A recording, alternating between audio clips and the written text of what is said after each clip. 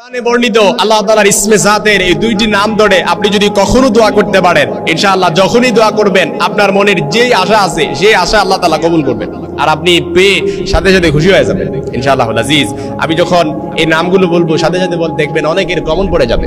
এই ছোট্ট ইসমে জাতের দুইটি নাম আয়াতুল কুরসির মধ্যে আল্লাহ তাআলা লিপিবদ্ধ করে দিয়েছেন এবং আয়াতুল কুরসি কিন্তু কোরআন আল কারীমে 3 পারার প্রথম পৃষ্ঠায় মনে হয়, খুব সম্ভবত প্রথম পৃষ্ঠায় আছে। আপনি যখন এই দোয়াটা অর্থাৎ এই দুইটি ইসমে জাতের নাম ধরে আল্লাহ তাআলার কাছে মোনাজাতের মধ্যে, ফর এক্সাম্পল আপনি যদি কোনো কিছু চান আর হালাল কোনো কিছু চাইছেন, ইনশাআল্লাহ আমি মোহাম্মদ শহীদুল ইসলাম একেবারে আত্মবিশ্বাসের সাথে বলতে পারি যে আল্লাহ তাআলা সাথে সাথে আপনার মনের আশাগুলো আল্লাহ তাআলা কবুল করে নেবেন। আপনি মুস্তাজাবুদ দাওয়ার মধ্যে আপনি সাথে সাথে পেয়ে যাবেন আর খুশি হয়ে যাবেন, কারণ আল্লাহ তাআলা বান্দার এমন কোন দোয়া নাই আল্লাহ তাআলা কবুল করেন না। এই দোয়ার কবুল হওয়ার সিস্টেম হচ্ছে তিনটা। হয়তো সাথে সাথে কবুল করে নিছেন আর আপনি পেয়ে খুশি হয়ে গেলেন, মুস্তাজাবুদ দাওয়ার মধ্যে পেয়ে গেলেন। আর 2 নম্বরে আল্লাহ তাআলা দোয়াটা কবুল করবেন, কিন্তু এমন ভাবে আল্লাহ তাআলা কবুল করবেন যখন আপনার জন্য কল্যাণকর, তখন আপনার দোরগোড়ায় আল্লাহ তাআলা পৌঁছায় দেবেন। আপনি আল্লাহর কাছে 2 হাত তুলে দোয়া করতেছেন, কিন্তু এটা যদি আপনার জন্য কল্যাণকর না হয় তাহলে মনে রাখবেন এই দোয়াটা আপনার জন্য এখন কবুল হবে না, কিন্তু যখন কল্যাণকর তখন আল্লাহ তাআলা আপনার দোরগোড়ায় পৌঁছায় দেবেন।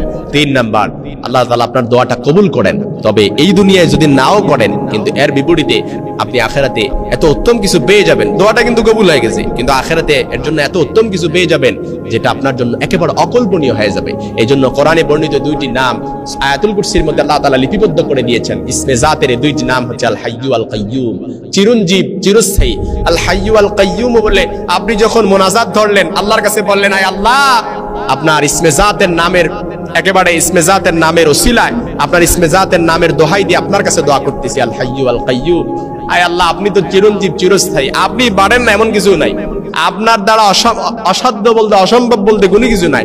আল্লাহ দুনিয়ার সবার দরজা থেকে ফিরে এসেছি, আল্লাহ দুনিয়ার কারো কাছে আপনার মুখাপেক্ষী হওয়া লাগে না, আপনি অমুখাপেক্ষী।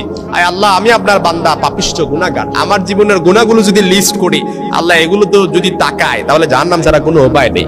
এভাবে যখন আপনি গুনাহের কথাগুলো অ্যাকনোলেজমেন্ট, রিপেন্টেন্স, অনুতপ্ত হয়ে এগুলোর যখন স্বীকৃতি দিলেন, স্বীকৃতি দিয়ে আপনি যখন আল্লাহর কাছে দোয়া করলেন, ইনশাআল্লাহুল আজিজ যত বিপদ থাকুক আল্লাহ দূরীভূত করে দিবেন, যত পেরেশানি থাকুক আল্লাহ তাআলা দূরীভূত করে দিবেন।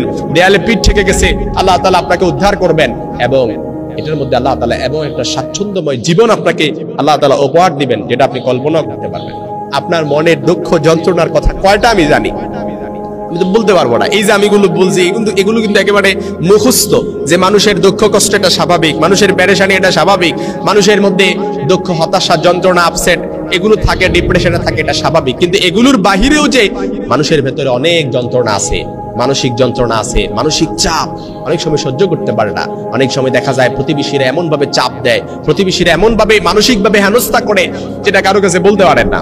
এটা খুব স্বাভাবিক হয়, মামলা মোকদ্দমায় জড়িয়ে আছেন, যেটা হয়তো আপনার মনের খবর আপনি কারো কাছে বলতে পারেন না, লোক লজ্জার ভয়ে কারো কাছে বলতে পারেন না, একটা চাকরি পাচ্ছেন না, লোক লজ্জার ভয়ে কারো কাছে বলতে পারেন না, ভালোভাবে জীবন আপনি বিল্ড আপ করতে পারছেন না, এটাও কারো কাছে বলতে পারেন না। ইনশাআল্লাহুল আজিজ যত পেরেশানি আছে, যত দুঃখ যন্ত্রণা আছে, যত বিপদ আছে, অল এভরিথিং, সব বিপদগুলো মাথায় নিয়ে একসাথে করে আল হাইয়্যু আল কাইয়্যুম এই নাম ধরে আপনি যদি আল্লাহর কাছে দোয়া করতে পারেন, ইনশাআল্লাহুল আজিজ আপনার মনের যেই আশা সেটাই আল্লাহ তাআলা কবুল করবেন। যে আশা বলতে অর্থাৎ যা আছে সাথে সাথে উস্তুজিব কবুল হয়ে যাবে আর আপনি পেয়ে খুশি হয়ে যাবেন। সুবহানাল্লাহ বিহামদি। এজন্য দোয়া কবুলের সময়গুলোতে বিশেষ করে যোহরের আগ মুহূর্তে, মাগরিবের আগ মুহূর্তে, বাইনাল আযানি ওয়াল ইকামা, আযান এবং ইকামতের মধ্যবর্তী সময়ে গলির বুলেট মিস হয়ে যেতে পারে, কিন্তু বান্দা যখন দোয়াটা করে এই দোয়াটা আল্লাহ তাআলা কখনো মিস করে না, কবুল করবে। বিশেষ করে তাহাজ্জুদের সময় শেষ রাতে সাথে সাথে আল্লাহ বান্দাদেরকে বলতে থাকেন, আলা মিন মুস্তাগফিরিন ফাগফির আলা, আলা মিন মুস্তারজিকিন ফারজুক আলা, আলা কাদা হাত্তা ইয়াতলু আল ফাজর।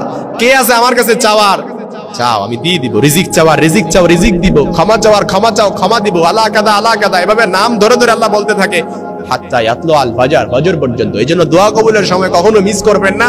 আল্লাহর কাছে আল্লাহর ইসমে জাতের এই 2টি নাম আল হাইয়্যু আল কাইয়্যুম নাম ধরে বলবেন, ইনশাআল্লাহুল আজিজ আল্লাহ তাআলা আপনার দোয়াটা কবুল করে নেবেন, বিপদ পেরেশানি দূর করে দিবেন, সব কিছু দূরীভূত করে আল্লাহ তাআলা আপনাকে একটা স্বাচ্ছন্দ্যময় সুখময় জীবন উপহার দিবেন ইনশাআল্লাহ।